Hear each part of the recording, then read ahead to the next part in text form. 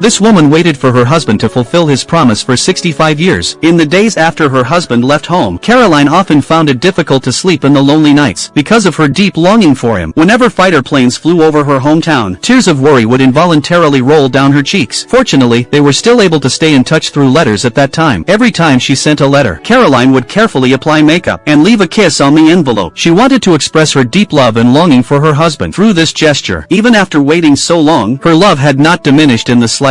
One day, several weeks later, Caroline finally received a letter from her husband. She eagerly opened the envelope and found not only his reply, but also a small airplane model. Her husband wrote in the letter that due to the tense situation at the front, he might not be able to return before the baby was born, so he had made this airplane model by hand as a gift to welcome the newborn. As the days passed, Caroline received no further letters from her husband until one day several weeks later, she saw her neighbors receive a letter, and an ominous feeling welled up in her heart. Sure enough, the neighbor's husband had been killed in the war. Caroline's worries grew heavier. She feared she might receive the same tragic news. On the night the baby was born, Caroline hurriedly had someone front lines. The baby's birth was like a ray of light, temporarily illuminating Caroline's world, which had grown dim with longing. In the busy days of raising the baby that followed, time seemed to accelerate, until one day, the radio announced the end of the war. Caroline's heart finally felt some comfort, for this news meant she would reunite with her husband she had not seen in years. Now she wore a happy smile on her face every day, constantly counting down the days until her husband's return. But fate played a cruel joke on her. On that day, when Caroline saw the postman holding a letter, walking toward her with heavy steps, a sense of foreboding washed over her. When Caroline opened the letter, the contents left her shattered. The letter stated that keep it next to yours and bring it.